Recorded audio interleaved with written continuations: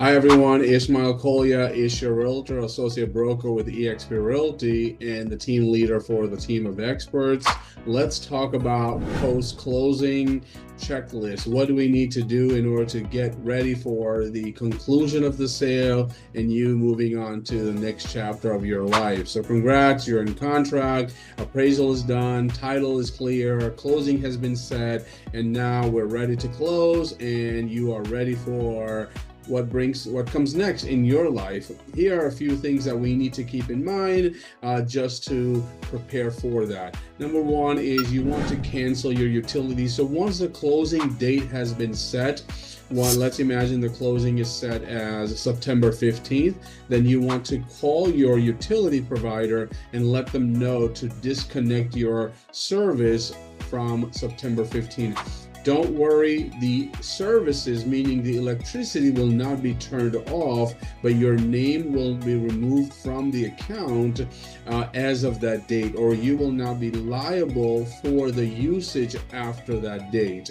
Again, so the utilities will not be turned off, meaning the buyers are not going to walk into a dark house. Utility company will keep the utilities running, and they'll be on the lookout for a phone call from the buyers to place their name on the account. And if the buyers do not call them within a few weeks, then the utility company will send them a letter in the mail. And if they still do not call to put their name on the account, then the services will eventually be turned off. But for you, at least you won't be liable for any usage effective that date. So you want to let your utility company know of the termination date or the disconnect date as soon as you're aware of the closing date. All right, and you want to call your electricity company as well as gas company if it's a different company than the electricity company, as well as your internet service provider. You may want to move your internet service to the next address where you're moving to, or if you don't need it in the next location, then you can have it turned off. Be sure to return the modems and any devices that your internet company may have provided you back to their location so that they don't charge you for that device. Another utility that you may or may not have to disconnect proactively is the water service. Now, in some municipalities, such as here in New York, we don't actually need to call the water department to turn the water service off or remove it from our account. When the attorney files the paperwork for the sale of the house with the town, that town will then notify the water department that the owner of the house has changed, and so the water billing will then be changed as well. So in New York, you don't need to notify water department. However, in other towns, you may have to notify.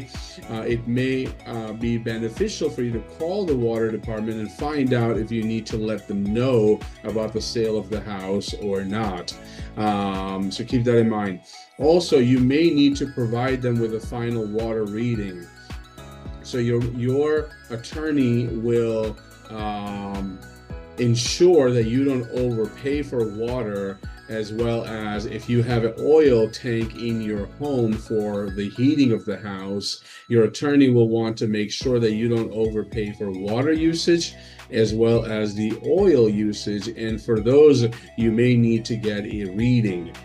For a final water reading, you may have to contact your water department to say, I'm selling my house, please come and provide me with a final reading. Same thing with your oil company. If your house has an oil-based heating system, you may have to call the oil provider, oil vendor, and ask them for a reading so that your attorney can get you money for the remainder of oil that's in the tank that you have already paid for. You've already paid for the oil but now you're transferring or you're selling the house with perhaps, let's say, half a tank of oil, your attorney will want to make sure that you get money for that, and for that you'll need to get a reading from the oil seller or the vendor. The next thing that you want to do is you want to update your address with the post office. Now this is really important to ensure that all of your bills as well as important mail does not go to the wrong place. All right, so you want to let the post office know that you are moving and they should update your address. You could do this right online by going to the post office's website and filling out a forwarding request where your mail can be forwarded to the next address. It is in effect for a year, and I believe the post office charges you $1 for this service. And after the 1 year is over, you can also have an extended service for 3 years or 5 years and so forth. So you want to let the post office know to forward your mail to the next address where you'll be living. But as you start to receive these mail from these companies, you also want to let the companies know to update your address. Again, the post office will do as good of a job as possible to forward your mail to the next address, but things can, go wrong, and you don't want to be missing a piece of mail. Perhaps it's an important mail, or you also don't want to miss a bill and be facing late charges and interest charges and so forth. So not only do a forwarding request with the post office, but also let each of your companies that you deal with know. For example, the banks that you bank at, as well as the credit card companies, as well as any service providers that you work with or you deal with, your doctor, your health insurance, let all of them know individually to update your address. And how do you know who to call, who to contact? Well, as you start to receive mail, you should be on the lookout to say, okay, today I received these 5 mail at the wrong address or at the old address. Those 5 companies, you need to let them know of the new address. Transfer any warranties as well as manuals or spare keys that you may have. So you may have warranties for that dishwasher, you may have a manual for that a clothes dryer, you may have spare keys for the house, the garage door opener, etc. Package all of that in perhaps a Ziploc bag and leave them for the next owner on the kitchen counter, or take them to the closing table and hand them to the new owners of the house, of your house that they're buying, and so forth. And finally, store your closing documents in a safe place. Your closing documents are really important, and you'd be surprised when, again, you may need them. You may think, well, I've sold the house, that chapter of my life is closed, I'm never going to need these papers, and perhaps you throw them away, you shred them, you place them somewhere carelessly. But you'd be surprised that you may need them 5 years later, 10 years later, when you're trying to buy another house, when you're trying to get another mortgage. There may be some ambiguity about what happened with that other house that you used to have, what happened with that mortgage, did you pay off that mortgage? A lot of times mortgage companies and title companies don't have a complete record, and there is a blind spot, and everybody's wondering, did you really pay off that mortgage that you had on that house that you sold 10 years ago?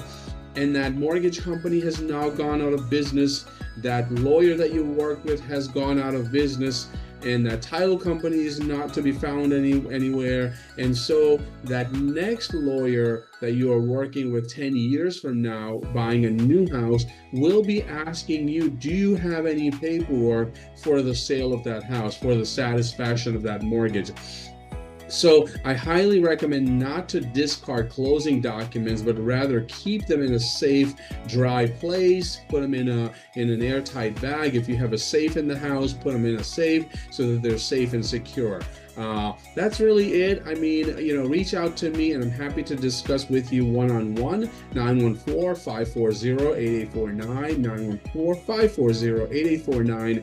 Ishmael Collier, Isha Realtor, Associate Broker with eXp Realty, and the team leader for the team of experts. Looking forward to helping you and your family sell your next house. Take care.